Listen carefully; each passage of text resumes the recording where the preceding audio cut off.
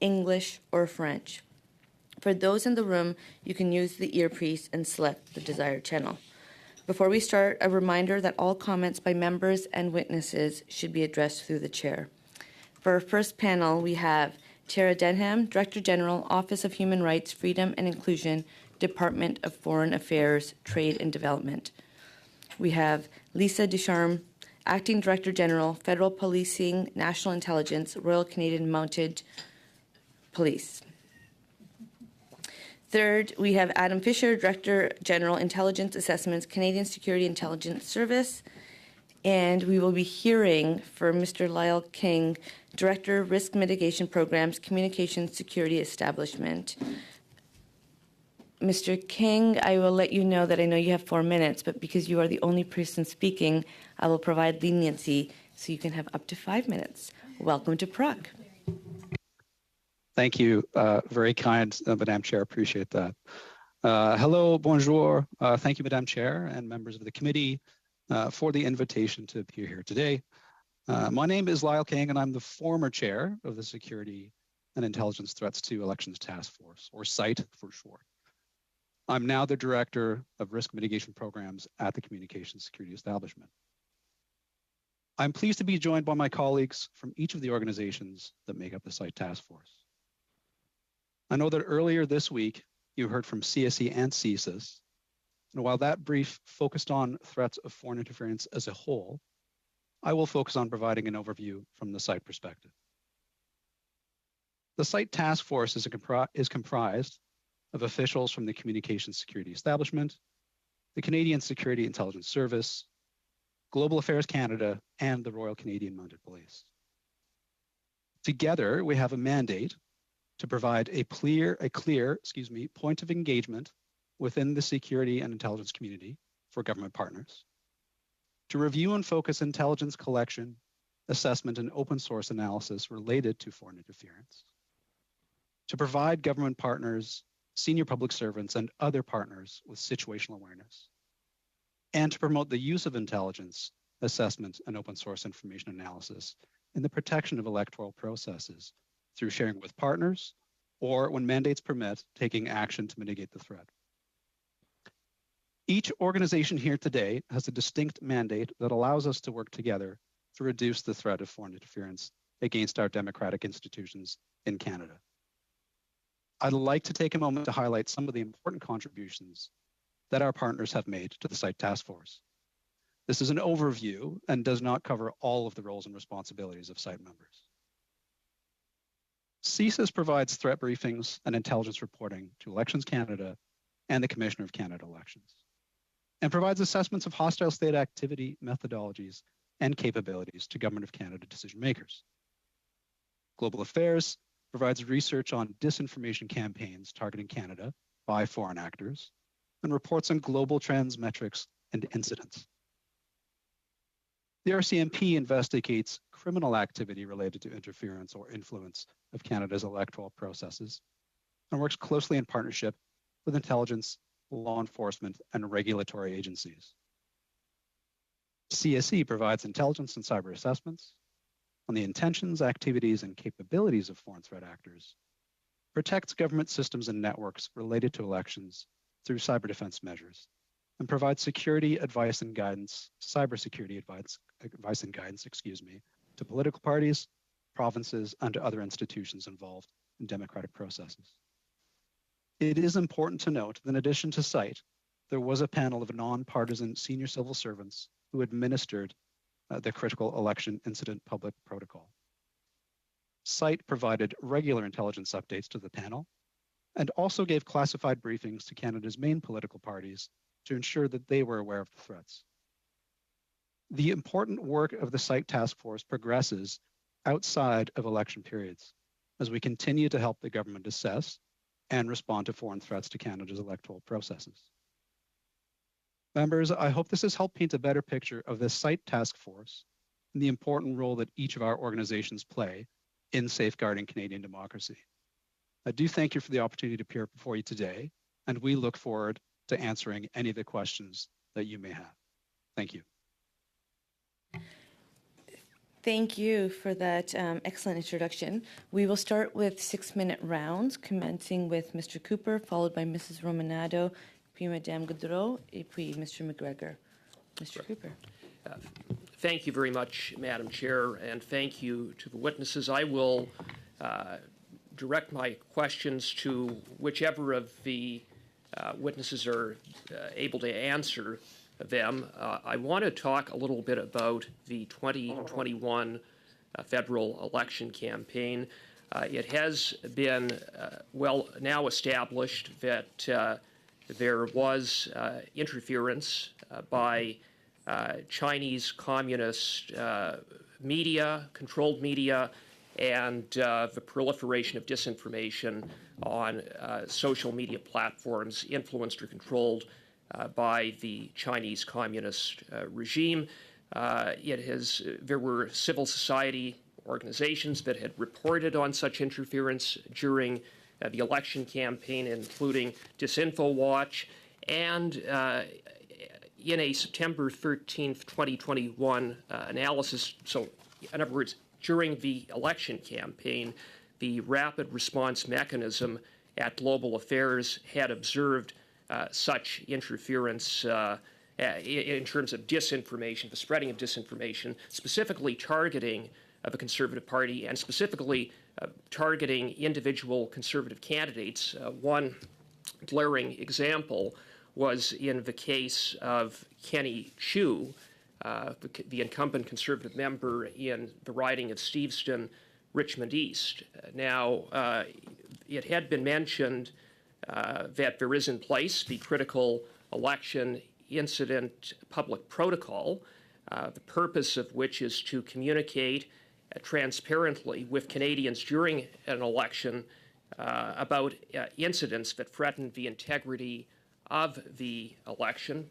Pursuant to the protocol, barring any overriding national security or public security reasons, the agencies will inform affected parties of any information regarding interference. So, was Kenny Chiu informed?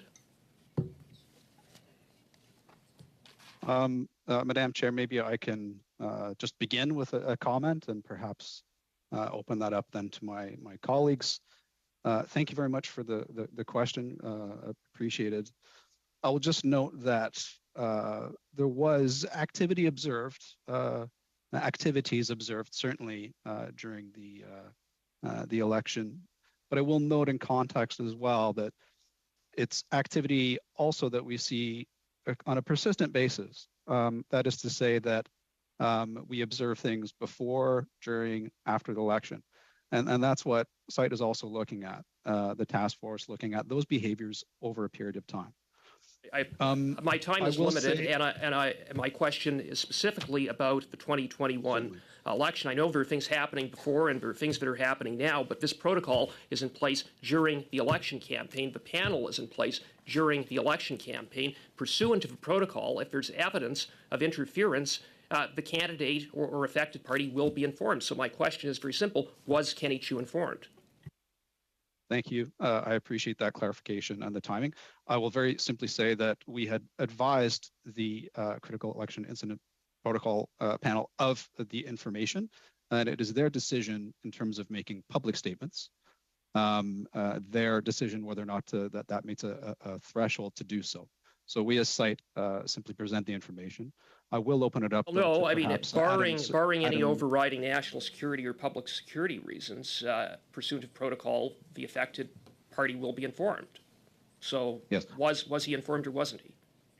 I will ask my colleague, apologies, sir. I'll ask my colleague, Adam Fisher from the service if he may be able to respond to that particular question. Thank you. Hi, thank you very much. Good morning, Madam Chair. Through you, thank you for the question. On that issue, I mean, we clearly can't speak to specifics of cases or investigations. What we can say, and I'm echoing what my colleague has said, is that throughout the election, any instances or intelligence that pointed to foreign influence activity from a foreign state would have been provided in a coherent manner to the panel of 5. And from there, it was for them to determine whether it reached their threshold and required onward action. But I can assure you, certainly we were alive to threats throughout the election period and leading up to it, and providing intelligence and advice along with our colleagues. And pursuant to the protocol, if a certain threshold is met, the public is to be informed. The public wasn't informed. Why not? I will attempt to answer that. Thank you for your question. I will simply note that, again, that is a decision that is in the sole purview of the panel. We would refer to them as the panel of 5 senior civil servants. The site task force does not have insight as to how and when they make those decisions. We stand here and we deliver the information so that they are able to make an informed decision. So it is not a question that we as site would be able to answer as to why or why not something had met a threshold. That is up to the purview of the panel, sir. Thank you. Ms. Denham, I noticed you unmuted. Did you want to say something? Yeah, I just wanted to add, thank you, Chair, because of course the reference was to some of the reporting of the rapid response mechanism. And so just to echo answers of other colleagues, yes, we did see some of the activity, but in the reporting of the rapid response mechanism, and again, we're looking for foreign threats, we were not able to verify that the behavior was directed by state or whether it was organic or an intermingling of the two. So I just want to clarify that. Thank you. I would just remind all colleagues that if we're going to interrupt, then I think it's best that we go through the chair.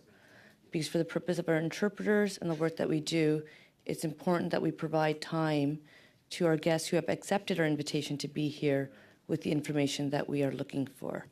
With that, 6 minutes, Mrs. Romanado. Thank you very much, Madam Chair. And I do want to, first of all, thank the witnesses for being here today, but also to inquire a little bit more about something that was mentioned in the opening remarks. Mr. King, you mentioned, and we were just hearing a little bit about the classified briefings to political parties. Could you elaborate a little bit on what would you classify as a political party? So as you can imagine, Canada can have hundreds of different political parties that are registered with Elections Canada, some of which may not be as well established or well known. Do you provide these classified briefings to all political parties that are registered, or just, you know, is there a certain threshold or a criteria that is required? Thank you very much for your question. Certainly, I would first of all say that it was the role of the Privy Council Office, our colleagues and the Security Intelligence the Director there, who brokered these engagements. So not site directly, but through the Privy Council Office. And they would send invites out to, I believe, registered political parties. And from my recollection, an invite would have been sent out explaining what the intent and purpose was, and then a follow-up for those that were willing to engage. So it was really on the invitees to accept or decline, but Privy Council Office is the body that would have done that. Thank you. Okay, thank you. And with respect to, you mentioned classified briefings.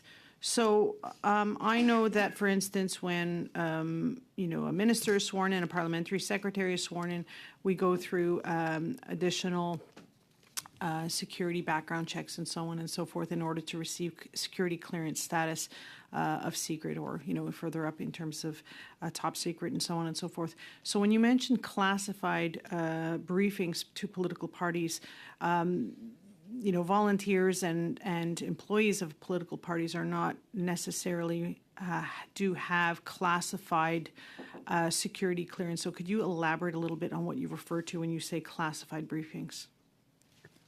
Certainly. Thank you again for the question. The classified briefings were typically at secret level, and it was, to be fair, a fairly small grouping. So we would naturally look at perhaps campaign managers or chief information officers of the parties to target them in terms of the information briefings, provide some general overviews of the nature of the threat, to understand the threat landscape and what we were dealing with on a regular basis, to provide some context for what they may see, and also to just open a dialogue at the end of the day, to be able to have some open discussions with partners in that space should something arise. So there are classified briefings, fairly small community at the secret level. Thank you. And switching gears a little bit, I wanted to get your thoughts, and it could be anyone on the panel today, on the benefits of a registry of foreign agents. What are your thoughts on that?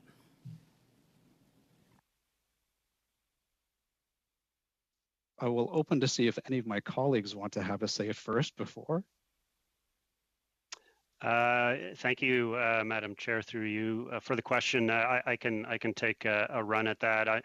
I'm not, a policy person. I'm not from a policy department. We provide intelligence and advice to government. So I hope you'll forgive me for answering the question in a general way. What I would say is that the threat of foreign influence activity is something that is felt not only here in Canada, it's felt by our closest allies, our Five Eyes allies. We're all dealing with the same threat and from, in large part, the same aggressive adversaries. So there's a lot to learn from each other. There's a lot to learn from our partners as they are learning from us. My understanding is, for example, the site task force is unique to Canada and something our allies have looked to emulate in their jurisdictions. So yes, I'm not answering your question directly, but I would say there's a lot to learn. And I know certainly in intelligence circles, we speak on a constant basis with our allies, and in policy circles as well, the same is being done. And ultimately, of course, it's up to the government to decide what sort of policy fixes they'd like to see in place to address the issue. Thank you. Mr. King, do you want to chime in on that one? Thank you. I don't really have much more to add other than to say that there are obviously a number of tools that can assist us in attempting to identify aspects of foreign interference. So while I wouldn't want to comment specifically on a foreign registry, I would just say that could be another of those tools that could be implemented amongst the others. But as Mr. Fisher has highlighted, we look to understand and share with allies their best practices also, what they have in play, and how that may or may not assist us in our efforts to combat foreign interference. Thank you. Thank you. Madame Goudreau, 6 minutes. Merci, Madame la Présidente. Thank you, Madam Chair. Today, I come from a small riding in Labelle. It's beautiful, but the reason we're talking about this today, I think that people are looking at us and they're saying, okay, what type of information should voters have when I hear about targeting in a party coming from a foreign entity? It doesn't reassure me whatsoever. And with my time, I'd like to hear our witnesses talk about this. I understand the role of the Privy Council, but what about the limitations put on disclosing information? I'd like to know why we're finding about this here at committee. Maybe there are people concerned are aware of this, but what about the voters? Are they sufficiently aware of the issues here when it comes to foreign interference? So I'd like to hear your thoughts on that briefly. Thank you very much for the question, Madam Chair. I will maybe have a go at answering this. I think it's a fantastic question. And it's one that we've talked about, I would say, a fair bit as a site group in terms of wanting to make sure that information is relevant and available to the public as well. So I would say that when it comes to smaller constituents, it's about education and information sharing at the end of the day. That's what it comes down to. So in terms of educating, certainly the Government of Canada, CSC has produced a number of reports over the years on threats to democratic processes in 2017, 2019, and 2021, updating the types of things that people can look out for and how they can protect themselves. There's plenty of advice and guidance online as well that we have on our websites. We've also issued, as I'm sure you've heard this week, the National Cyber Threat Assessment, which does talk about a bit more generically what people maybe expect to see and what the real risks are to Canadians with respect to cyber threats, and cybercrime is one of those. Equally, we mentioned the activities of nation states in those products as well, in terms of Russia, China, North Korea, and Iran. As well, I know the Surface has issued a number of products publicly to describe the ways in which foreign threat actors behave, the methodologies that they use. So education is one thing, I would say. The other thing is letting people understand what is a good source. Evaluate your sources. And that's, I think, probably a challenge there. It's not just Site Task Force and our intelligence agencies playing a role in here, but equally, certainly Elections Canada as well in terms of providing clear, valid, good information for the public. But I will stop there and open to my colleagues if they have additional comments. Yes, Madam Chair, if I can have a couple of seconds, I can add to that and reinforce the message from my colleagues. Certainly, from a service perspective, we see this as critically important.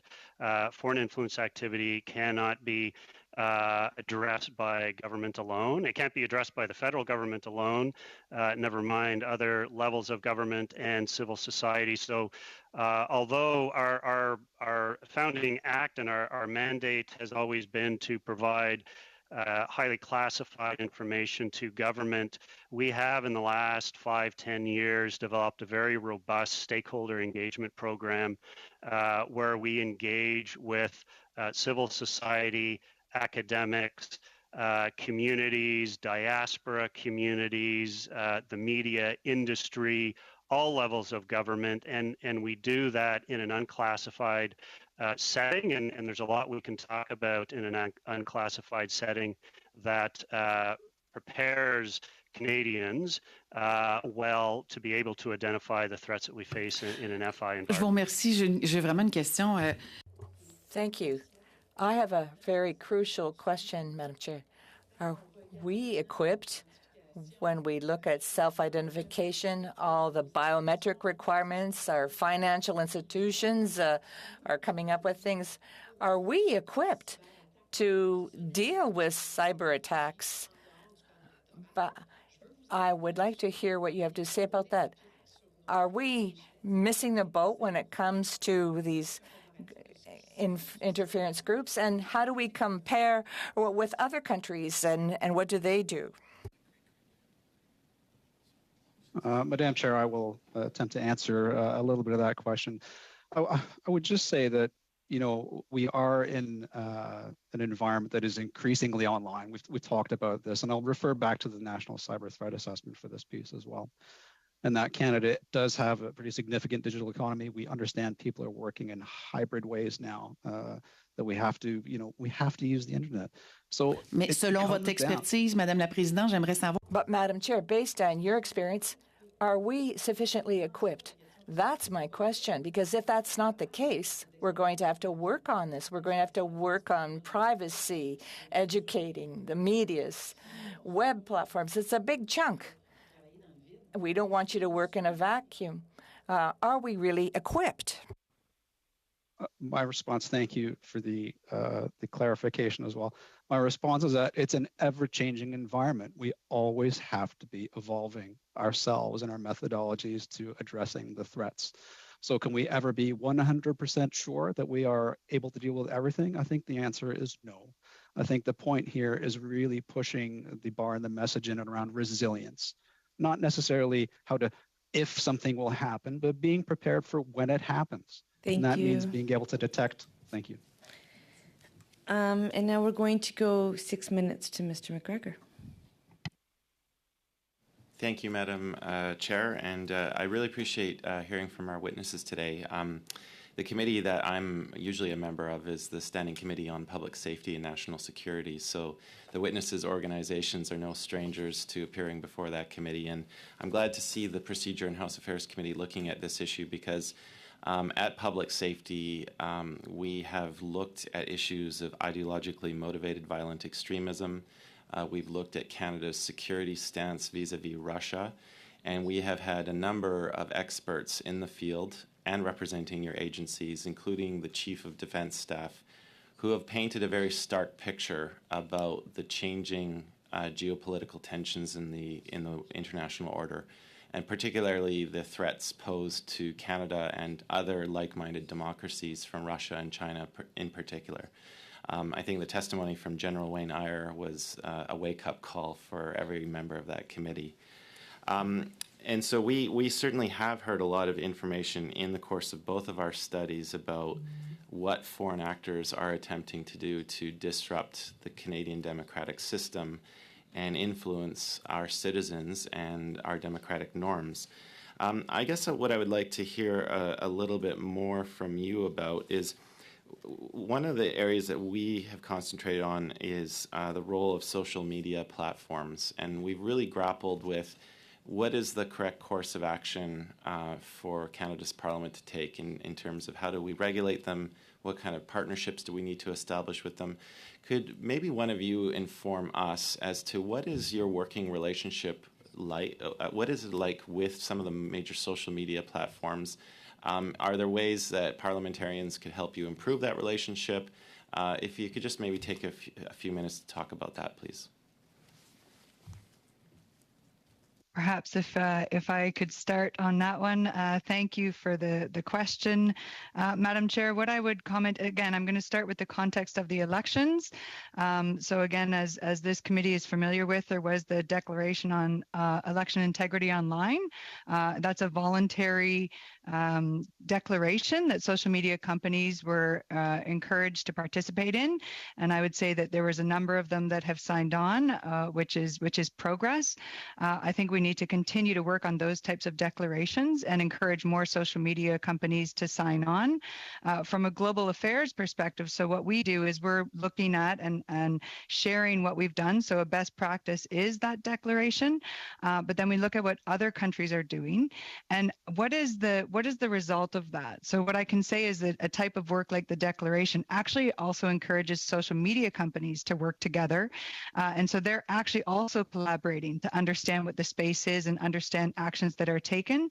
And then we look at that and say, okay, if the collective of this is happening not only in Canada, but in other countries, then how do we actually engage in a global conversation about perhaps frameworks of behavior for social media companies? I know there's a lot of conversations about legislation.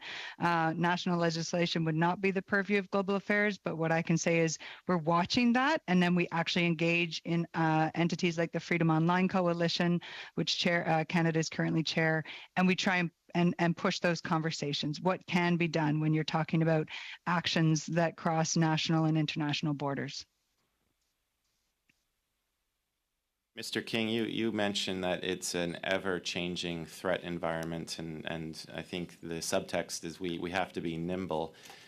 In your opinion, what are the legislative policy and funding gaps that parliamentarians should pay particular attention to enable your collection of agencies to be able to meet this ever-changing threat environment? Like, what should parliamentarians, maybe those on the Public Safety Committee and in this committee, be paying attention to so that you have the tools required to do your job and protect our democratic system?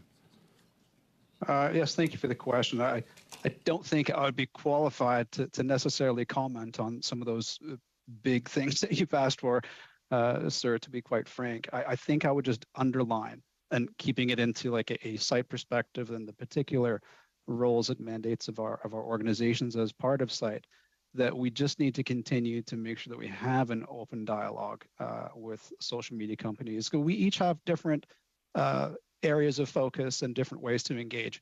And from a cyber center perspective, that means looking and working with them to try to highlight threats that we see through our aperture and what we understand that to be, and to learn from them as to how we can detect, respond, and reduce those threats. So I would not want to comment on the legislative aspects of things. I would just maybe double down on, from a site perspective, that we would want to continue to engage and have an open, collaborative sharing relationship where that's possible. I'm not sure, Adam, if you would like to comment from the services perspective.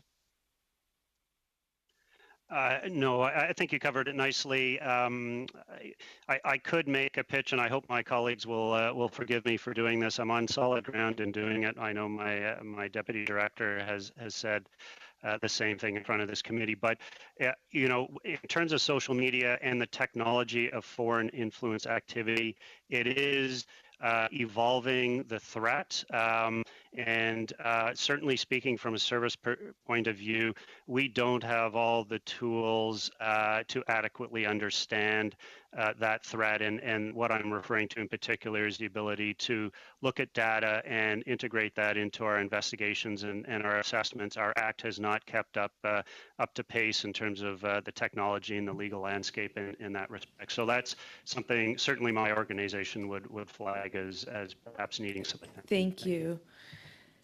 We will now go to 5 minutes to Mr. Culkins, followed by Mr. Fergus. Thank you. I'll just keep going on that vein of questioning, Mr. Fisher. Is it because the legislation is not technologically neutral enough, or is there actually some other gap? Can you be a little more specific without giving away our monitoring posture or anything like that? Your answer was interesting, but vague enough that I might not have got it. Probably by design, Madam Chair. I forgive me for being so general about it. It's really not my area of expertise. What I'll say is our Act was designed in 1984. And it has not had significant changes or amendments, and so certainly the technological environment we find ourselves in now, combined with the very real necessity to guard privacy rights and constitutional rights that are top of mind here, requires a rethink of how we approach these threats. Thank you. Well, Madam Chair, in 1984, I was singing along to Van Halen on the radio, and I can assure you that is a very, very long time ago. I had I think I had so if I was lucky, I think we had Sony Walkman. So this is actually a little bit alarming. So I'm hoping that there is a way that you can and your organization can be a little more direct, maybe through another medium. With the members of this committee, but your point is well taken. I guess I have a general question for you. So it's one thing to identify the threat, it's one thing to monitor, it's one thing to track, given the current structure of the legislation. It's another thing to inform the panel of 5 that you talk about, and it's another thing for them to decide a threshold is met in informing electors or talking to political parties. But I actually want to talk a little bit more about what are we doing to interdict, disrupt, and actually, if necessary, carry out an investigation and prosecution of a foreign actor that might actually be operating within the territorial confines of Canada. Is there anybody here that can speak to whether or not we have any gaps on that front?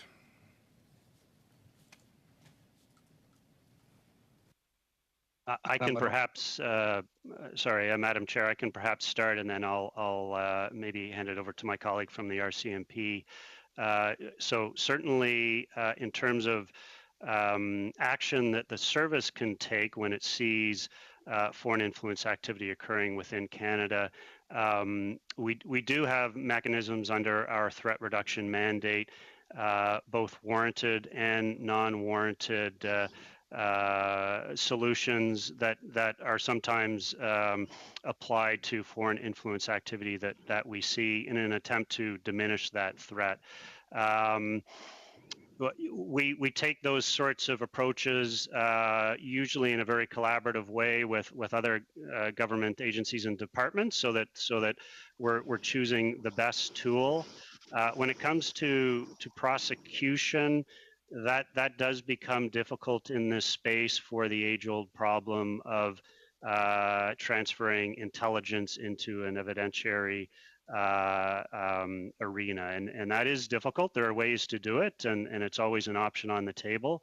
But I'll stop there and maybe let my colleague from the Mounties jump in. Thank you for the question. So with respect to foreign interference threats in general, the RCMP uses all of its authorities to be able to tackle these problems and looks for the criminality as per the Security of Information Act. So it looks for, it must be able to prove there is espionage, release of classified information, foreign influence, threats, and violence. It also has the criminal code, which has various offenses such as threats, intimidation, bribery of officials. It also has other legislative tools at its disposal. When it comes to election issues, it is the Commissioner of the Canada Elections that is responsible for determining whether they wish to proceed with an investigation, and that is with the advice of Elections Canada, the Panel of Five, and through the Site Task Force advising the Panel of Five. And the RCMP has a memorandum of understanding with the Commissioner of Canada Elections to investigate what they want to pursue. We can work with them on joint investigations, and we can provide technical assistance, advice and guidance, and other such support should they wish to proceed with an investigation. Thank you. My colleague adjacent to me just said that election's a very short window, and this process sounds like it is a very long process. I'm wondering if you have time afterwards. Madam Chair, I'll take the time from my colleague in the next round, if it's possible. Just if you could maybe just boil down any efficiencies that this committee should be aware of, that anything that could make that process more efficient for your organizations, and let this committee know. I think this committee would appreciate it. Okay, thank you. The Vice Chair, Nader, was actually kind enough to offer an answer right now, but we can take that in writing as per Mr. Culkin's preference. 5 minutes, Monsieur Fergus. 5 minutes, Mr. Fergus. Thank you, Madam Chair, and I'd like to thank our witnesses for their presentations today. We're looking at a very serious topic. I have 3 questions, but I'll begin with the easiest question, Mr. King. In responding to a colleague's question, you said that China, North Korea, Iraq, and Russia are probably the 4 main countries responsible for this political interference on social media. I know that most of the questions are focusing on China, but could you briefly describe what the other countries are doing? Is it similar to what China's doing? Is it different? Is there any nuance between the activities of these 4 countries? Merci pour votre question. Thank you for your question.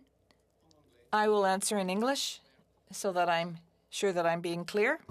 Thank you very much. Yeah, maybe I should clarify something there. When I listed the countries that I did, that's from the National Cyber Threat Assessment, which speaks to the strategic cyber threats to Canada from nation states, rather than specifically those countries being engaged in social media related activities targeting us in a political sense during that. So I should really just clarify that. But I will note that, generally speaking, when it does come to threats to democratic processes, and it's no surprise, we've mentioned this before, China and Russia tend to be the 2 big players there in that space. And they do represent different threats to us because they behave in different ways, because they have different interests, intent, and capabilities. So I would just like to be very clear that the comment on those 4 countries that I noted was in relation to the broader strategic threat to Canada from a cyber perspective, sir. Thank you. J'apprécie beaucoup cette nuance. Pouvez-vous... I appreciate this nuance. Could you describe the differences between China and Russia? Specifically, we talked a lot about China, but what type of activities do they pursue, and how are they different from those of China? Thank you. Maybe I'll make a brief comment and perhaps open it up to my colleague from the service as well. Again, I have to underline, I can't get into obviously the specifics of some of the things that we understand in terms of the behavior and activities of these states, but it's easy enough to point out, I think, in open source and what you see in the press, to be quite frank, is how things unfold. And you will see even social media companies, for example, outing the use of fake accounts and that sort of thing. So Russia and China do have different ways of operating in that sphere. But I couldn't comment specifically on some of the things that we observe. But I will just maybe open that to Mr. Fisher from the service to see if he wants to add any nuance to that. Sure. Thank you, Madam Chair. So I'll speak in general terms again, not specific to social media, and I'll just make a couple of comments. And my colleague has already referred to this, but their approaches and their activity in the FI space does depend on their strategic intent. And from open source, you can generally infer that Russia is more inclined towards disrupting and undermining our system of government through messaging that casts what is happening here in some doubt. China, I would say, by comparison, is more interested in working within the system to corrupt it, compromising officials and elected officials and individuals at all levels of government, within this industry, within civil society. So using our open and free society for their nefarious purposes. That's how I would, at a very high level, and generally distinguish between the two. And I would say, without a doubt, China is the foremost aggressor in this space. Thank you. Thank you. 2 minutes et demi pour Madame Goodrow, suivi par Mr. McGregor. 2.5 minutes for Ms. Magro. 2 minutes and 30 seconds. Madam Chair, I'm going to ask our witnesses if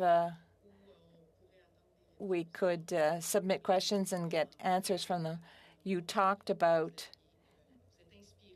that you were inspired by the 5 groups for certain practices. So at the end of our meeting, perhaps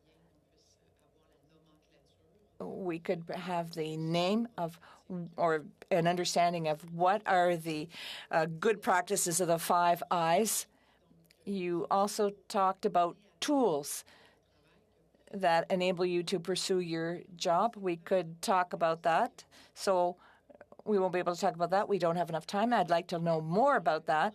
And when, as to my earlier question, I asked you whether you're adequately equipped to do your jobs. You gave me an answer, but perhaps you'd like to complete your answer.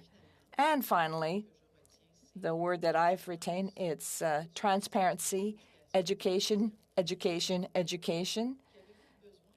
So what do you need? This is the time. I'll give you the next few seconds to tell us what you're lacking so that you can catch these people who, because unfortunately, we know that we can be embarrassed when you're just told, I hope that because of incidents that can occur. So I'll give you a few seconds to respond because I have, 30 seconds remaining? Thank you pour votre question. Encore, je vais reprendre en anglais. Once again, I'll be responding in English. A lot of questions. I would just maybe underline in terms of the the authorities and tools we have to do our jobs. And Mr. Fisher's already stated that the service might require some updates to legislation given the age of that. CSC did have the CSC Act come into act in 2019, which has enabled and provided us with additional tools, which we are using. So from a CSC perspective, we feel like that modernization has really helped us quite significantly, and it just remains to continually invest in our ability to stay on top of the issue from a technological perspective with investment. But perhaps Tara or Lisa would like to speak. Not this time, but I look forward to hearing from you next time. Mr. McGregor, 2.5 minutes. Thank you, Madam Chair. To our witnesses, I want to focus specifically on Russia because of the conflict in Ukraine and the relationship that has changed vis-a-vis Canada and Russia because of that conflict. At our Public Safety Committee, we have heard testimony in my previously mentioned studies about the relationship between the Russian government and various Russian criminal organizations that commit a variety of financial crimes around the world, but there's also sort of a loose relationship between the Russian government and these criminal organizations within Russia. So my two questions are, can you comment about this relationship vis-a-vis foreign influence? And secondly, how has activity from Russia changed from the beginning of the conflict in Ukraine? What kind of trends can you broadly speak about that you have observed since the start of that conflict?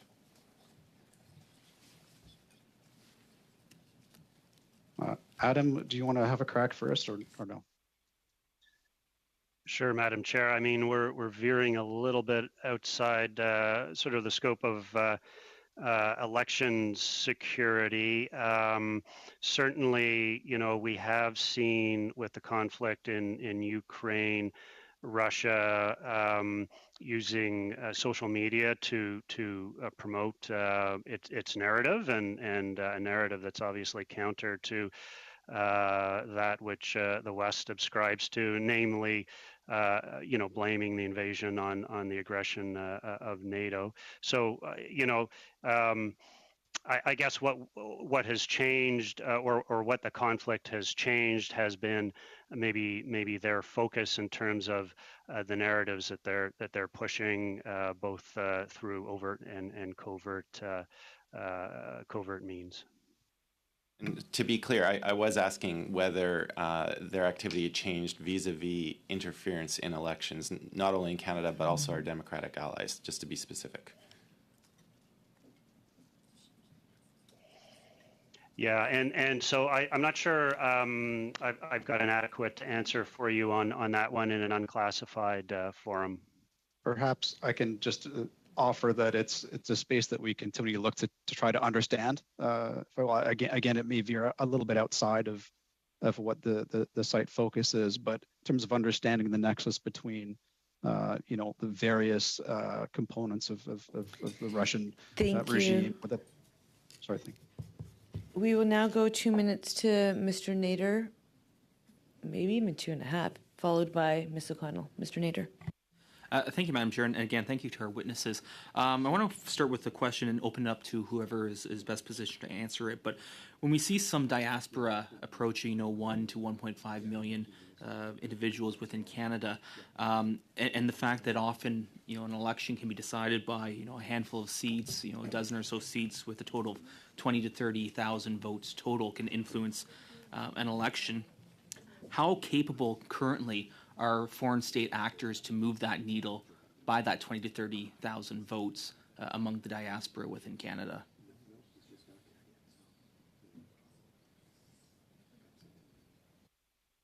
Again, sorry, Adam, I may pick on you for that one. Yeah, Madam Chair, thank you. So,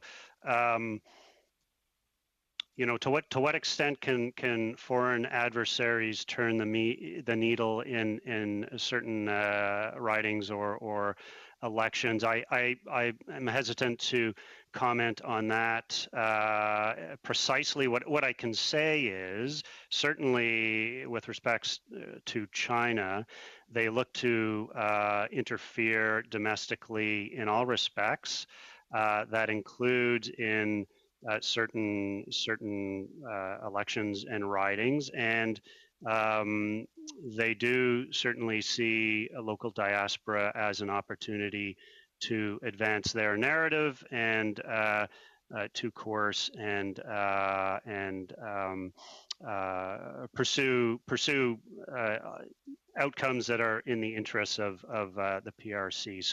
So the intent is there, and certainly, and I'm speaking in very general terms here. I'm not speaking specifically to the last election or any particular riding, but in general terms, certainly they see that as opportunity for foreign influence activity. Thank you for that. I want to go briefly to Mr. King. Earlier this week, the Chief Electoral Officer stated that Elections Canada did not experience any breaches to its IT infrastructure or interference with their electoral operations, which I think is good. But my question to you is whether you would agree with that.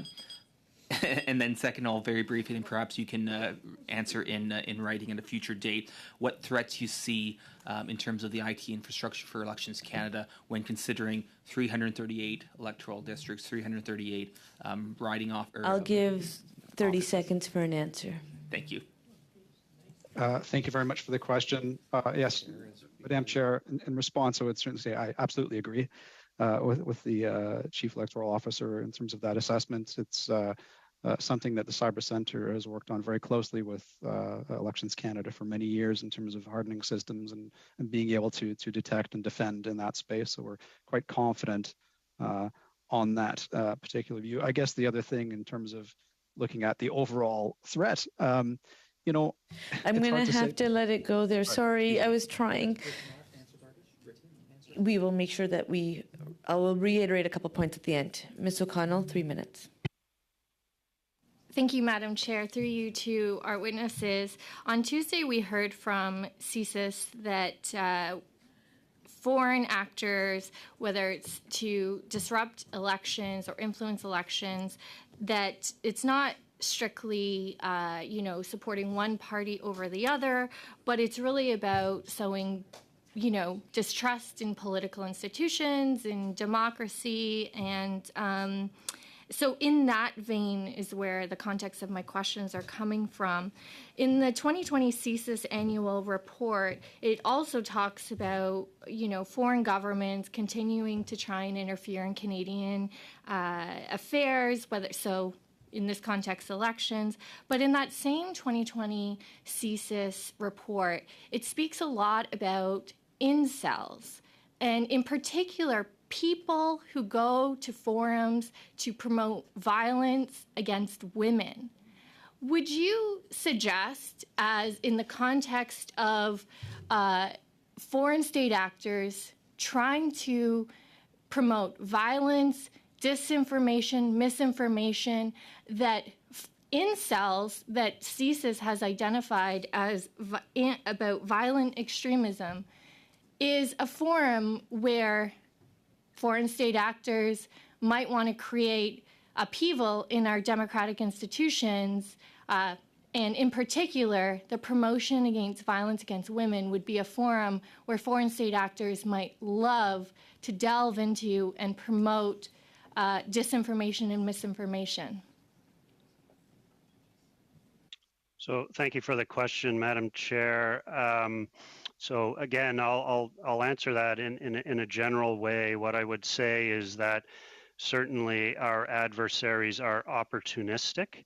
They look for issues that are divisive domestically, and they exploit them. So certainly that is a theoretical possibility, and foreign adversaries could take advantage of that domestically. I would like to just as well clarify or maybe expand a little bit on the reference to foreign influence activity disrupting Canadian society and undermining our institutions. There is equally in foreign influence activity states that are looking to exploit the system we have from the inside in a covert and deceptive way. So that is equally worrisome and of concern, certainly for the service from a national security perspective.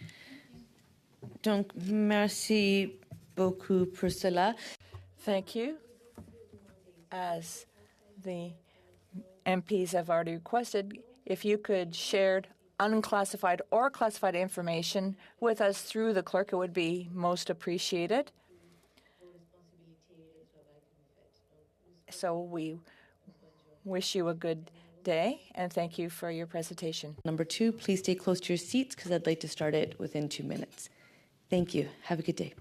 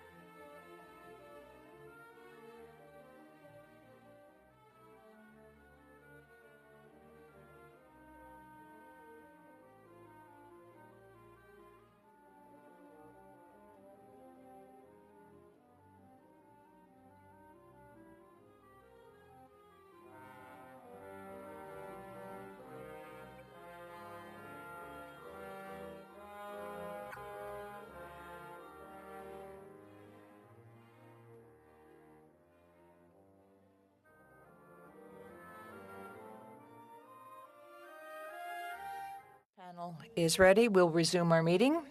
We have 2 witnesses with us today. We have Mr. Marcus Kolga, Director of Disinfo Watch, and Mr. Jim Chudd, former Director of Canadian Security Intelligence Service. He is here in person, so we'll begin with Mr. Kolga. You have 4 minutes, and welcome. Thank you, Madam Chair and members of the committee for dedicating your time to studying the threat posed by disinformation to election integrity and indeed the cohesion of our entire democracy. My name is Marcus Kolga. I've been monitoring, analyzing, and exposing Russian disinformation for the past 15 years.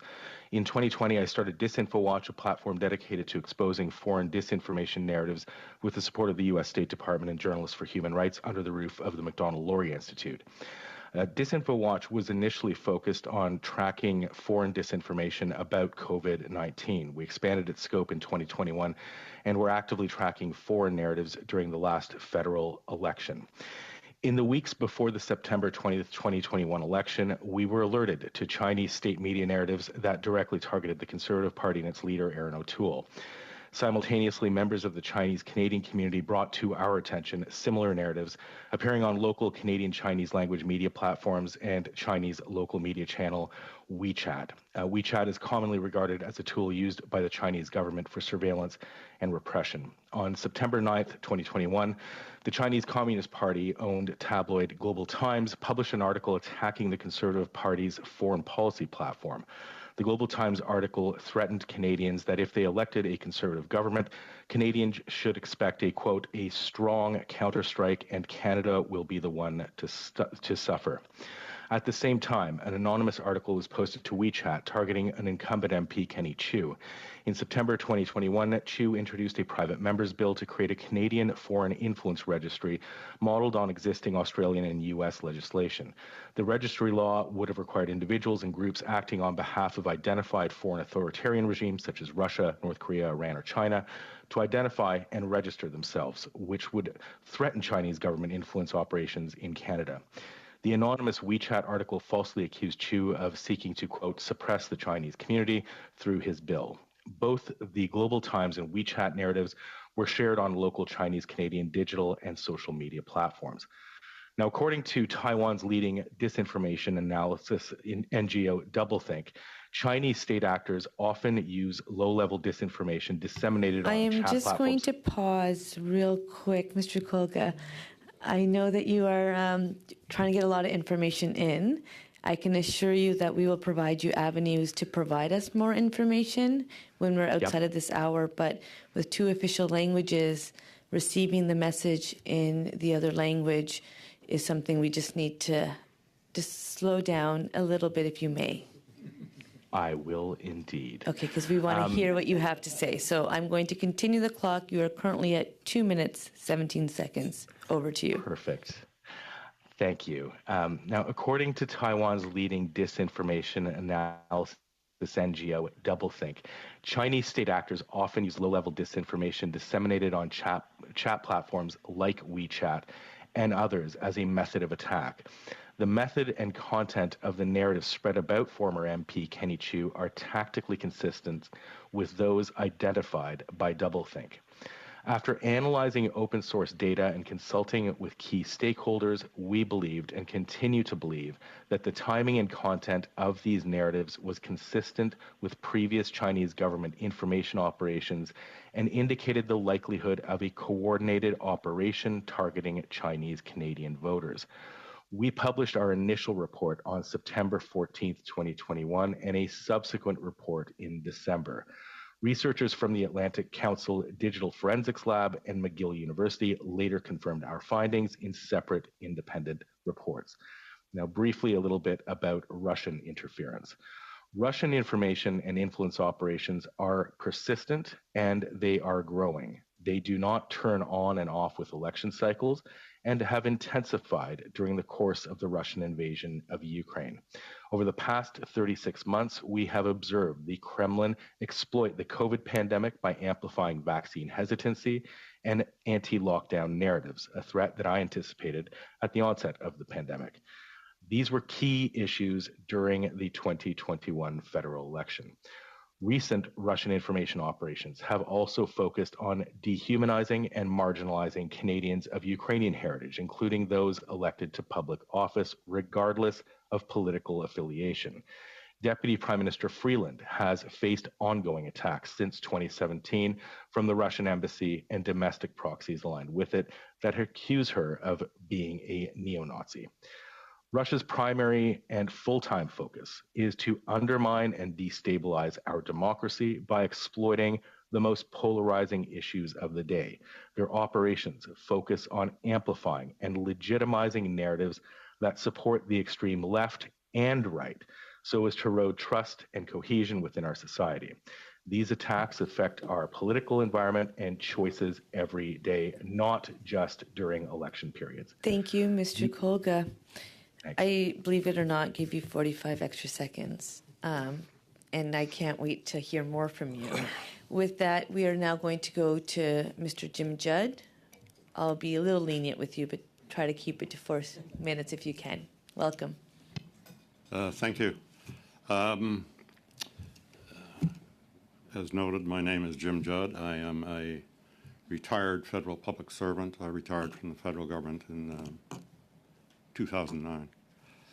I am here today, I assume, because I was asked by the Privy Council office several years ago to do an assessment of the critical election incident protocol that had been put in place, creating a panel of senior officials for the writ period of the election to monitor foreign interference or potential foreign interference in the election of 2019. I did the work. The report was published 2.5 years ago or so. The work was done on the basis of interviews with a wide number of people, including the members of the panel, security agencies, academics, former public servants as well, and a lot of research, I should say, mostly in public source material. In the course of doing my work, I did not have access to any of the intelligence that went to the committee, and just relied on the interviews to get their perspectives on what had happened. The review was mandated by the protocol itself, which said that following the election there should be a review done, and that's essentially the short story, I hope.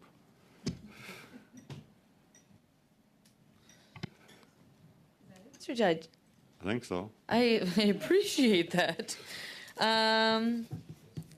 Thank you so much for those words. We are now going to start with our opening round, and it will be 6 minutes to Mr. Cooper, suivi par Mr. Fergus, puis Madame Goudreau, et puis Madame Blaney. Mr. Cooper, 6 minutes. Thank you very much, Madam Chair. I'll direct my questions to Mr.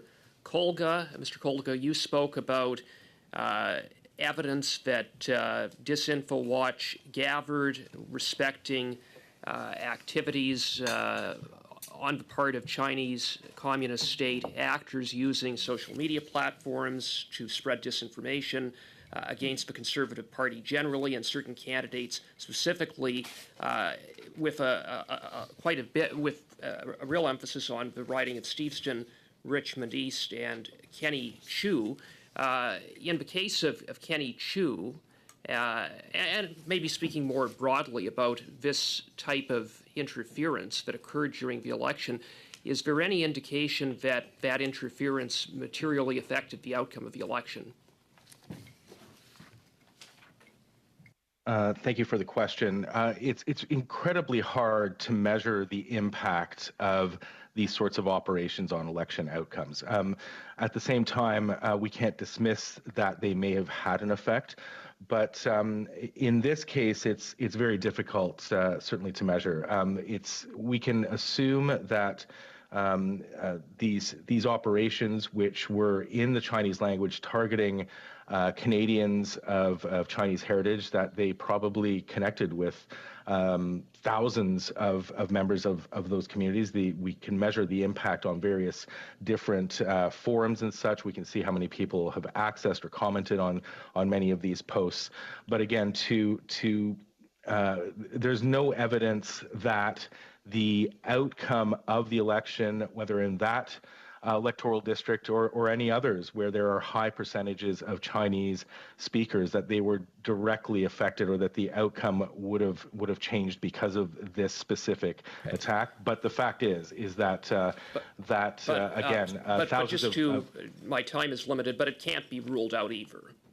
It cannot be ruled out. And you were speaking a little bit about the scope of the disinformation campaign. So I'll just give you a little bit of time to perhaps expand on exactly what occurred, how many, how this was used, how many people might have been come across some of this disinformation. Well, again, I mean, this is, if we're talking about this anonymous WeChat campaign, what happened was that a narrative about Mr. Chu, his legislation, the Private Members Bill, that would have enacted a foreign influence registry. Again, as I said in my introductory remarks, that this legislation would require actors advocating on behalf of specific foreign authoritarian regimes to register with the government. This is something that the Chinese government would not want to have enacted. And so it's entirely possible that that narrative was placed onto WeChat, a platform, by the way, that is largely controlled by the Chinese government. It's entirely possible that narrative would have been placed on there by actors aligned with the Chinese government. Again, WeChat is widely used by Chinese speakers around the world, including this country. The overall impact of that narrative is unknown, but the fact that it's spread to various different other platforms, forums, Chinese-speaking forums here in Canada, local media, does indicate that that narrative was widespread. It's likely to have been seen by tens of thousands, perhaps hundreds of thousands of Chinese Canadians. Now, whether, again, it changed their voting intent during the election is unknown, but the fact that so many people saw that narrative, it should be of concern. And I think that we can certainly assume that that was an effort to undermine the integrity of our elections. Thank you for that. And I want to ask you a little bit about the Critical Election Incident Public Protocol. It is a mechanism that is purportedly designed to be transparent, to bring to the attention of Canadians when interference is happening during the course of a campaign. And it does not appear, in fact, I think it's established that the Critical Election Incident Public Protocol was not invoked. There was no public notification that was provided, so voters in Steveston, Richmond East, etc., had, would not have been informed about this disinformation campaign. And the threshold is fairly high. But could you maybe speak to that that protocol, the threshold that must be satisfied, and any thoughts on how, on the one hand, it probably should be fairly high, but on the other hand, timing is limited, and how can this protocol be used, or how can it be improved to provide greater transparency in a timely manner? Well, when the protocol was introduced before the 2019 elections, along with several other measures, including the continuation of the RRM, which is critically important to protecting our democracy, I think that was a very good first step. And in 2019, it appears to have done its work, whether it's to deter foreign actors from trying to interfere, but it seemed to have done its work. I cannot comment on the thresholds that have been put in place. I don't know whether, I mean, clearly this incident, the fact that Chinese state media, Global Times, was directly trying to interfere in our election by injecting various different narratives into it. I'm not sure how that fits with those thresholds. So I unfortunately can't comment on that. From my understanding of reading the publicly available information is that when that threshold is met, that the public, certainly the political parties involved are notified, candidates who are targeted are notified, and the public is notified. Thank you. Monsieur Fergus, 6 minutes. Merci beaucoup, Madame la Thank you, Madam Chair, and I'd like to thank our witnesses. I don't know Mr. Kolga very well, but I respect his work, and I know Mr. Judd well, and I like to thank you for the work that you've done within the service and for the service you've provided to Canada. Mr. Kolga, I found your presentation to be fascinating and relevant in your opening statement, you said that the foreign actors who were looking to destabilize our democracy can do so. Could you tell us a bit more? Do you have any examples? How do they do their work? Well, thank you very much for that question. I mean, I outlined how some Chinese state actors, were doing that during the previous election. They were using state media outlets such as Global Times, which is controlled by the Chinese Communist Party. They use platforms like that to inject false narratives into our information environment, the global information environment, and the hope for them is that they are picked up by various actors domestically and spread in that way. Russia, as I mentioned in my opening remarks, has been active on an ongoing basis. Their operations never stop. They never sleep. They are constantly seeking to exploit the most polarizing issues in our society. And certainly during the COVID pandemic, they were extraordinarily active, promoting anti-vaccination narratives, anti-lockdown narratives, and promoting those anti-government narratives at the same time. During that period, we saw a number of domestic anti-vaccination, anti-lockdown organizations amplify those narratives. And indeed, all of that crescendoed in February of this year during the Ottawa truck protests, where we saw RT, this is Russia's state media channel, which used to be available on our public airwaves and is no longer, thankfully. RT was broadcasting interviews with extremists inside that protest who were exploiting those protests to promote anti-government narratives. These leaders of these anti-vaccination groups that were given a platform on RT were calling for the removal of our government, in fact. And the Twitter platforms of those organizations later in February, when Russia invaded Ukraine, they switched their narratives from anti-vaccination, anti-lockdown, anti-government narratives to ones that were explicitly anti-Ukrainian. There were certain tweets where those organizations were directly taking statements from the Russian embassy in Canada and retweeting them. This is the ultimate objective of some of those organizations, is to take those state narratives, find local actors who will amplify them, and affect the discussion and the debate, the local debate on those issues. Merci beaucoup et merci pour ces exemples, c'est très utile. Thank you, and thank you for those examples. Very useful. If we were to do a study on the Ottawa occupation, do you think that the influence that Russia had on our social media, do you think that it was as powerful as that of the government of China or actors that are associated with China? I would say in my assessment that the Russian government, again, is very effective at finding the most polarizing issues and amplifying them, and finding the actors domestically to amplify them. China is not as sophisticated when it comes to its operations, so I would think that the Russian government's efforts during that period were far more impactful than the Chinese government's. Juste une dernière question, M. Conga, avant que je passe à M. Judd. One final question before I turn to Mr. Judd. Do you believe that the actions taken by Russia had an impact, had as big an impact on the Canadian electorate as China had? I'm sorry, clarification, during the election or in general? I think that it's hard to measure. As I mentioned in my opening statement, Russia's efforts are ongoing, they're persistent.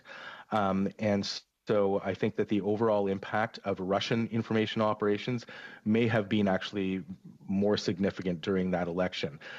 China targeted specific ridings, and in those ridings, I think the impact was far greater than Russia's. And I think if we're looking at the ultimate outcome of that election, again, it's hard to say which government would have had a greater impact. Excuse parce que c'est tellement, il m'en reste pas beaucoup de temps. I don't have much time. But with the question I put to Mr. Kolga, do you think that if all these governments had as much influence on the election results? What I'm about to say is based on public source information. I haven't seen a piece of intelligence for a long, 3 grandchildren ago. But public source information is quite extraordinary. I mean, not just here. It's, in fact, global, Europe, the United States, and so on. And certainly I don't think I would disagree with anything Mr. Kolga said about the activities of these individuals. For me, it was quite a new experience because when I was working, this was not an issue. There was a very different basket of priorities for CSIS and national security issues. Thank you. At my time. We'll come back to you again. Madame Gaudreau, 6 minutes. Ms. Gaudreau, 6 minutes. Thank you, witnesses. At the outset, I'd like to focus on 2 questions for Mr. Kolga and you, Mr. Judd. Matt, through the chair, Mr. Kolga said that in a protocol, I'm trying to hear. The protocol was established to protect democracy, and since 2019, you said that things haven't changed. It hasn't changed. So I'd like some clarification. What hasn't changed with respect to this protocol? Very quickly. I'm sorry, was that question directed to me? Well, I'm not sure how much has changed within the protocol, whether the thresholds have changed. I have no information about that. The threat certainly has evolved. I think that's what has changed since 2019. I think that in 2019, we believed that the threat to our democracy was exclusively targeting our elections and writ periods. Whereas since that period, I think our understanding and the threat has evolved. It is, like I've mentioned several times during my testimony, that the threat, certainly from Russia and from China as well, is persistent. And that's what has changed. Madame la Présidente. Thank you. So what I understand is that the protocol is not adequate to deal with the increased threat. I have a question, and Mr. Kolga said that the public should be informed, and at the outset, even with the other witnesses, we've talked about transparency and education. So I would like Mr. Kolga tell me whether the general public was informed, and should the general public be informed, and if the answer is right, I would like, for the purposes of our report, I would like to know what could we do in terms of traceability. I'm a bit naive, Madam Chair. What does this all look like this? How do we prevent this? Well, again, thank you for that question. I think the public, we tried to inform, our DisinfoWatch did try to inform the public when we were these efforts were brought to our attention in early September. We took the time to look at the information that we received. We tried to process it. We couldn't necessarily trace it directly to the Chinese government, but the fact that the nature of the messages that were targeting Mr. Chu, that campaign in British Columbia, and also there was another campaign. Madame la Présidente, en fait, ma question c'est. Madam Chair, if a message had been sent to the public, could we receive the communication? That was my question. So could you please provide us with the information? Now, Mr. Jude, I heard in your opening statement that the Privy Council office asked you to look at the incident protocol, and you said that you didn't have any access to certain aspects of this. What were you missing that you perhaps needed to do your work properly, unless I'm mistaken? Thank you. What I meant, what I intended to say in my opening comments was that in the course of doing my work, I had no access to any of the intelligence that went to the panel from the, do you know what SITE is? The Integrated Intelligence Organization.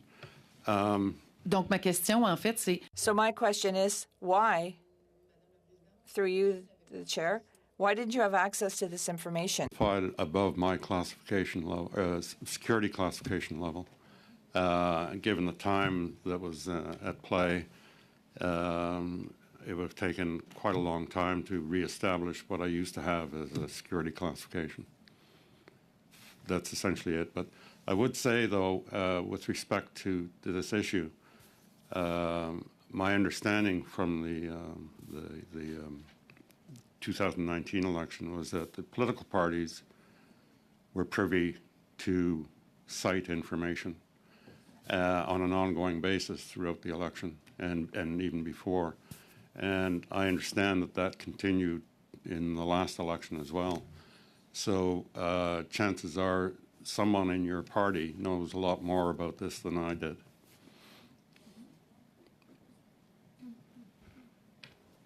Moi, j'essaie, Madame la Présidente, de m'y...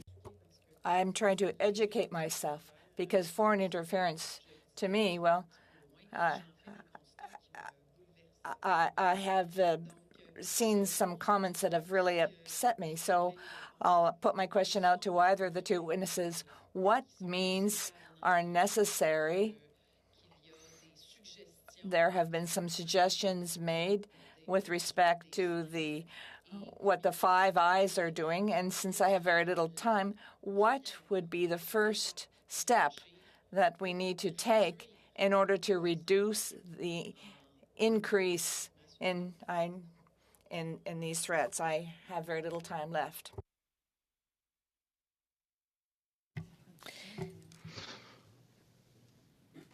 Well, I'll quickly give a few of my thoughts. I strongly believe that exposing these efforts, analyzing them, and explaining them is incredibly important. That's the work that we do at DisinfoWatch. I think that the government should expand on the initiatives it's already taken with the Critical Election Incident Protocol, expand that to a full-time organization that includes civil society, academia, media, and members of representatives from all of the major parties in Canada, and also social media.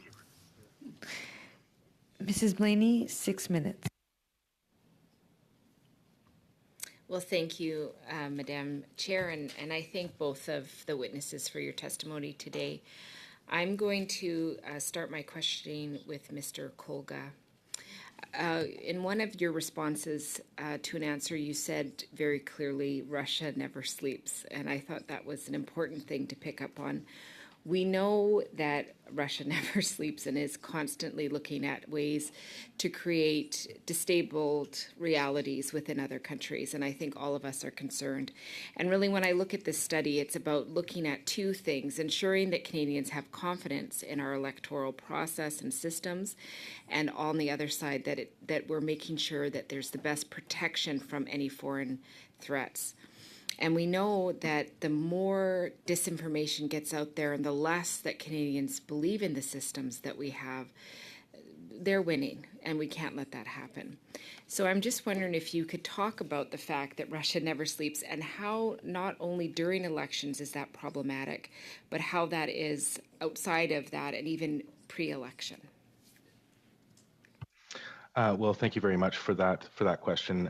Absolutely, Russia does not sleep. This is disinformation and influence operations is something that Russia has been engaging in for a very long time, nearly a century.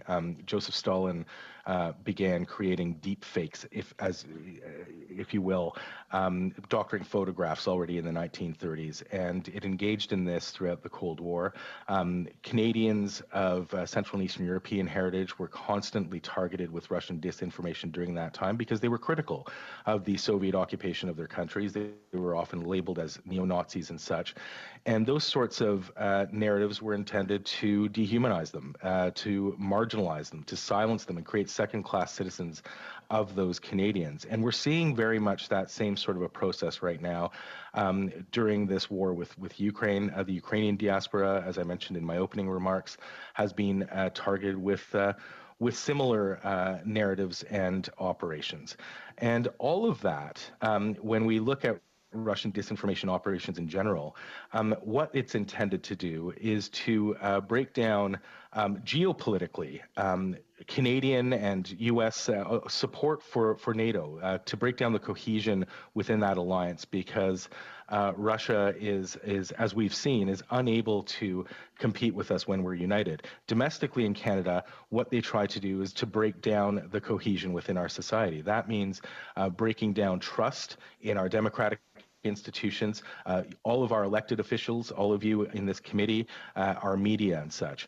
And it does that by injecting various different pieces of disinformation, conspiracy theories and such, in hopes that various different far left and far right extremists, that they will pick them up, and hopefully that those narratives that will eventually filter into our mainstream media and interfere in our normal democratic debate. That is the ultimate outcome of Russian information operations. And unless we stand up to it, unless we take an effort to expose them, as you're doing right now with this study, to expose those narratives, to have an active discussion on how we address this challenge, they will win. They have a budget of hundreds of millions of dollars for these efforts.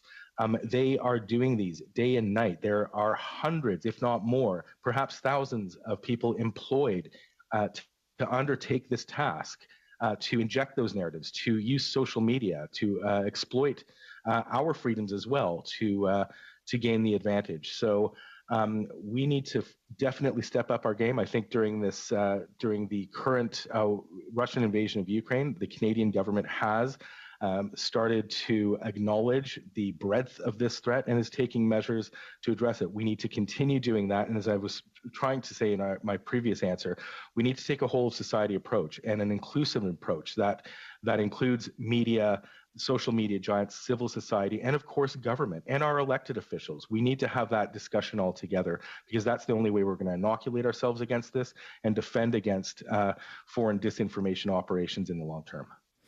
So I think that's really interesting, and we're completely seeing, like I think of the convoy that was outside and how many people were yelling fake news, and I saw reporters right in front saying, like, say whatever you like, we're totally open, you're on live television, and people were just losing that sort of connection with understanding of our reality. So I guess my next question is really around targeting marginalized groups. Like, I think of myself, I represent rural and remote communities, but I'm just curious about the strategies that could be used against more remote communities, marginalized communities, Indigenous communities, ethnic groups.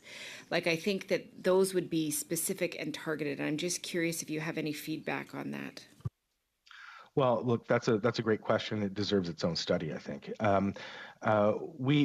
What we need to be doing is working with local media, smaller media organizations that speak to these groups to ensure that they get the good information, facts, and truth. We've been reading reports about how smaller media organizations are simply going out of business. They're disappearing.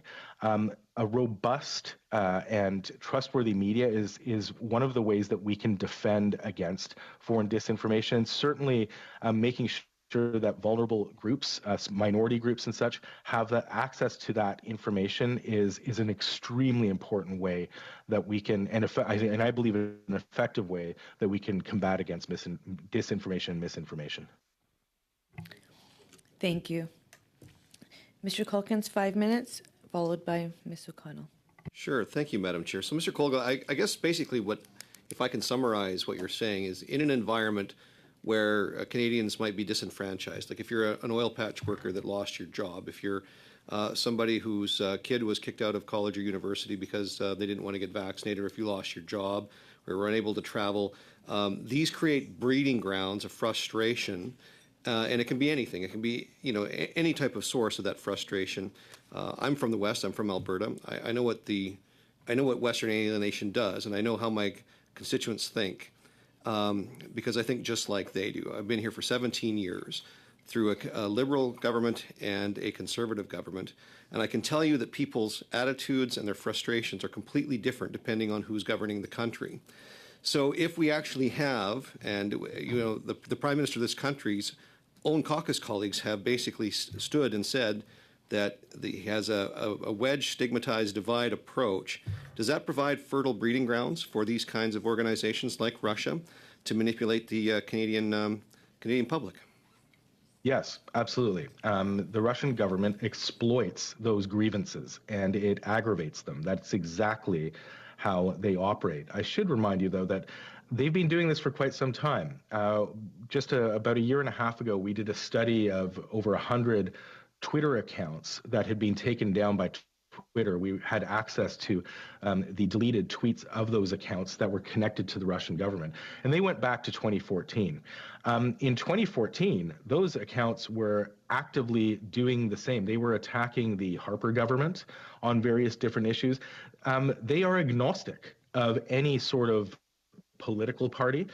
They will sink their fangs into the left and the right, and they will tug on any specific issue until it tears us apart. This is what they do.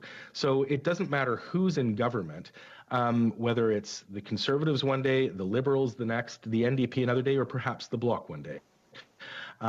All of those parties, and even when they're in opposition, when they're critical of the Russian regime, they will be attacked. And again, those grievances that do emerge from whichever party is governing will be exploited by Russia. So given the fact that in your testimony you've just said that it doesn't really matter who the political actors are that are making the decisions of the day, our democratic institutions are vulnerable to these attacks regardless.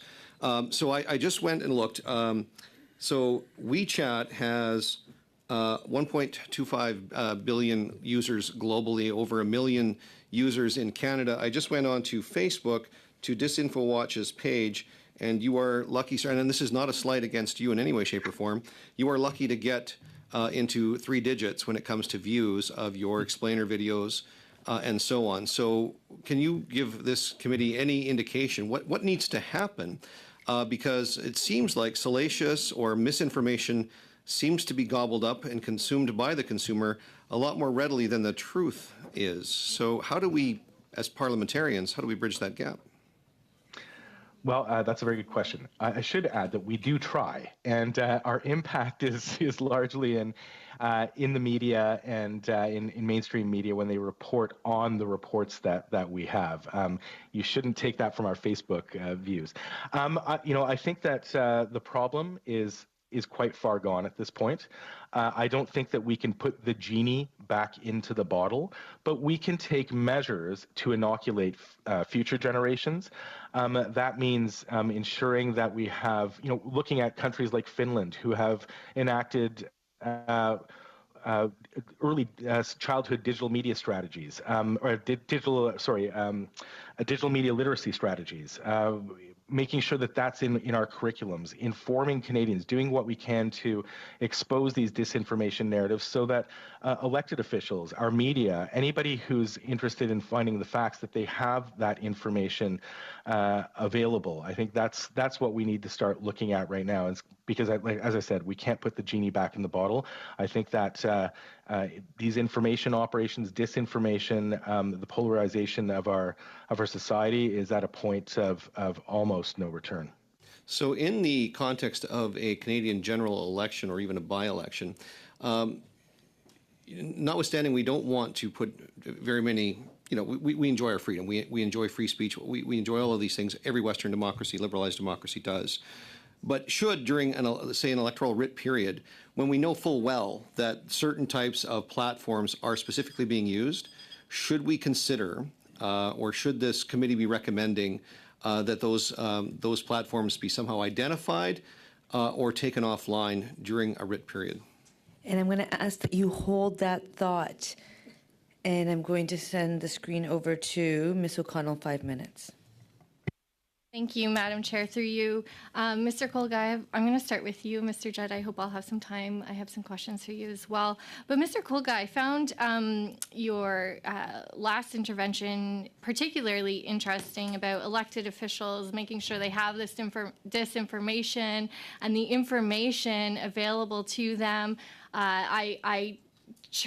Transport in my mind to your comments earlier too about Russian TV broadcasting the convoy and how awkward it must be for those elected officials that posed with convoy members, that brought them coffee, and then to think that they could be actually broadcast on Russian TV after that.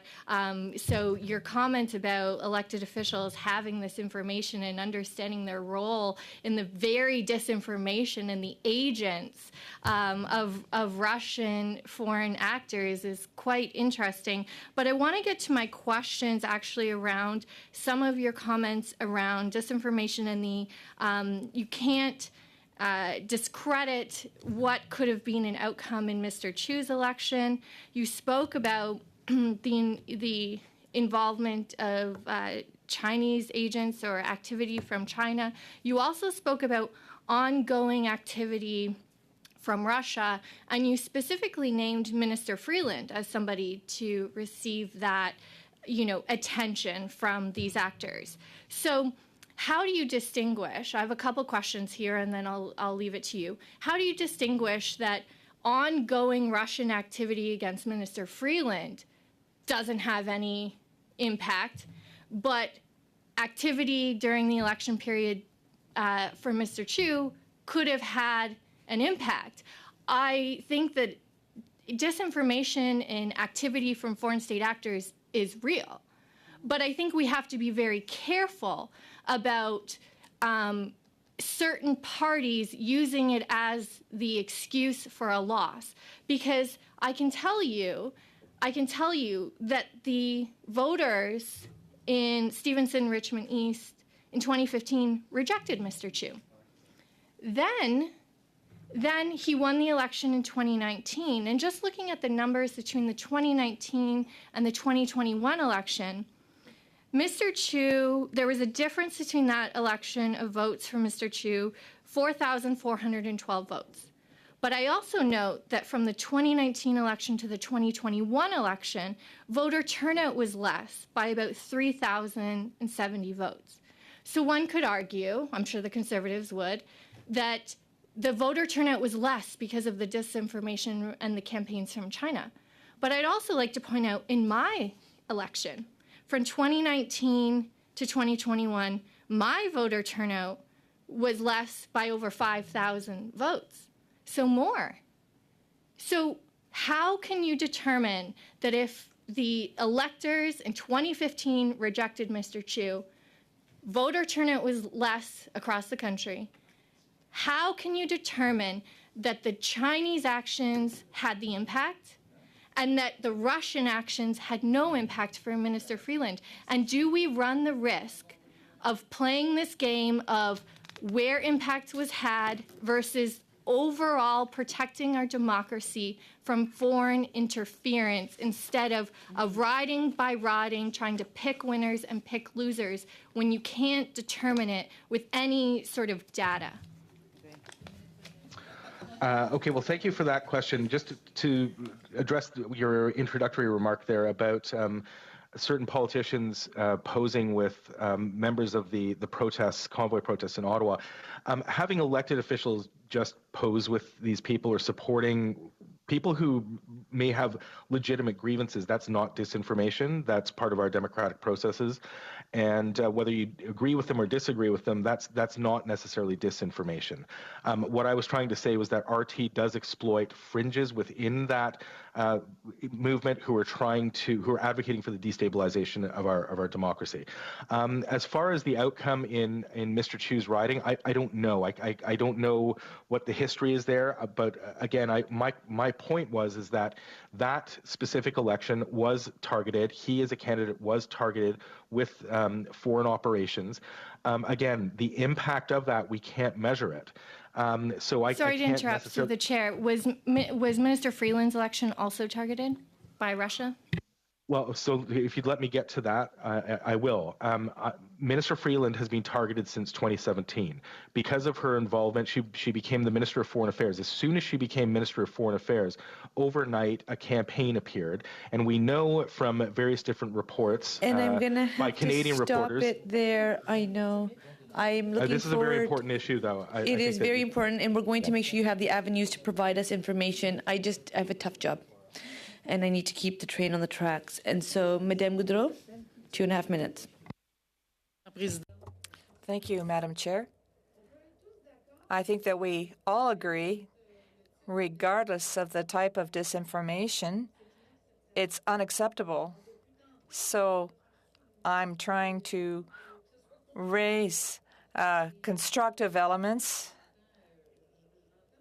and I see what I'm hearing is disappointing, because in the long run, we're going to have to produce a report with observations. I'm asking questions about how we can improve the situation. Mr. Kolga said that Finland has a digital literacy or electoral literacy program. I'm just going to ask one question to both of our witnesses. If Finland is a model out of 10, how would you rate the measures that are taken here in order to thwart disinformation? So we, out of 10, that's my question. How would you rate us? Les deux, j'aimerais qu'ils répondent. And both witnesses can respond. On va commencer par... Well, we'll begin with Mr. Judd. Did you understand the question? Vous avez compris la question? I understood the question. I'm still working on the answer. I'm going to go over to Mr. Kolga real quick, and then we'll save 30. He might inspire me. Mr. Kolga followed quickly to Mr. Judd.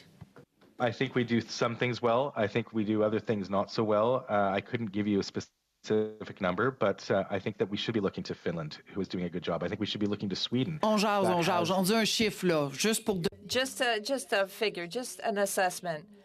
Are we average, less than average, compared to Finland? How? Is Finland 8 out of 10, and we're out of 10? How do we rate? I think if we take Finland, Sweden, and the Baltic states and Taiwan, which are doing this and have been doing this well for a long time, if they are the baseline, if they are the 10, then I think that we're maybe approaching, on the way to approaching a 7. That was believable. Mr. Judd. The problem we're talking about, disinformation, is a global one. Lots of other governments are asking the same questions you are. Right now, the British Parliament is doing new legislation in response to the Russian interference in Brexit and the election at the same time. Thank you, Mr. Judd. Sorry. Madame la Présidente, le chiffre. Oui, je sais. And the figure? Well, with the translation, we lose a little bit of time. We'll continue. Ms. Blaney, you have 2.5 minutes. Thank you, Chair. So I just have one question for Mr. Kolga. I want to come back to the question that I asked earlier about rural and remote communities, Indigenous, ethnic groups, marginalized groups. And you spoke a lot about small local community media and how important it is to have those sustainable systems in place so that they can provide information in a trusted way and that they're trusted resources. But I also know a lot of these communities use social media as a a function of connection and community. So I'm just wondering if you could talk about the threats that could be targeted for those particular groups, because I think they're unique. And I think in some ways, if somebody got into that system, trust could be built very quickly. And I'm worried about that disinformation, especially recognizing that due to language, due to remoteness, fighting that disinformation can be even more difficult. I completely agree with you. Social media is clearly being exploited to connect with and divide these communities, to influence them in various different ways. And so I think there's a really big problem there. And how we address it, I don't think whether we've even started really discussing that on a national level. And this is why I, for the past several years, have been calling for a whole of society approach to this problem. That means bringing social media companies to the table. I'm sure that they are also interested. It's in their own interest to clean up their act, and making sure that they sit down and have this conversation about how these vulnerable communities are protected, what sort of measures can be put in place to do that. This is something that the government needs to be taking a lead on, along with all these other groups that I mentioned earlier. It's only in that way that we're going to address this problem. If we can't just leave it to social media to do it on their own, we certainly can't leave it up to these vulnerable communities. We can't leave them to their own devices just to do this, because it needs some leadership, and I think this is one place where the federal government can, and other levels of government can surely step in to help. Well, do you want to add something, Mr. Judd? It's a big problem. I agree with Mr. Kolga in respect of a whole of society approach. If you want to look at a robust regime for dealing with social media disinformation, I suggest you look at Singapore, which enacted laws in the last several years specifically to address social media disinformation campaigns around elections. And now they're adding more to it with respect to hate issues, irrespective of what they are. Thank you. Sorry. I am too. Monsieur Berthold, 2 minutes, suivi par Mr. Naqvi. Mr. Berthold, I have 4 questions. First of all, Mr. Kogel and Mr. Judd, can you provide the committee with documents with respect to Finland? What's happening in Finland? What type of program do they have for young people? And Mr. Judd, if you have more information on Singapore that you could forward to us, would be great. And secondly, I'd like to react to a comment made by one of my colleagues. Foreign interference and disinformation, whether it be targeting a Conservative Party or the Bloc or the NDP, it's unacceptable. There's no difference. It's just unacceptable, and we have to do everything we can to fight against foreign interference so that Canadians themselves decide on the results of the election. I think that's the basic premise of our study today. Thirdly, Mr. Kogel, I would like to know if you have studied the fact that, what responsibility how are Facebook and Twitter algorithms responsible for the propagation of disinformation? Well, thank you for that question. Certainly, social media companies, their revenue relies on the number of eyeballs that fall onto any piece of content, and they want to make sure that their users remain on their platforms as long as possible so that they can expose them to advertising. I think that many of these social media companies have recognized their responsibility in ensuring that disinformation narratives are pushed lower down in their algorithms. I think Twitter has certainly over the past 12 months, and I would say certainly even more so during the Russian invasion of Ukraine, has really put in an effort to clean up their act. We'll see what happens now with the change in ownership. We may slide backwards there, but that remains to be seen. I think Facebook has there's a lot of work that remains to be done there, and I think YouTube has been quite good in labeling foreign state media when it comes to those platforms. Again, a lot more needs to be done. Thank you. but you have homework to do because you haven't. If you could send us written answers through the clerk, that would be very much appreciated. Mr. Nefke, Ms. O'Connell, 2 minutes. Chair, and thank you to my colleague. I didn't have time in the last round, so I did want to get to Mr. Judd my questions here. I actually was familiar with your report when I was a member on NSICOP. Obviously, we can't discuss that here in this forum, but I just wanted to clarify, actually to an earlier question, the mandate of your role and the reason why perhaps, and my question is, can you explain further? But it's my understanding that the reason where the intelligence wouldn't have been provided to you was that the mandate of your role was to review the process. And it's not about, individual instances. You weren't auditing, let's say, the process in the last time, but you were reviewing the process itself.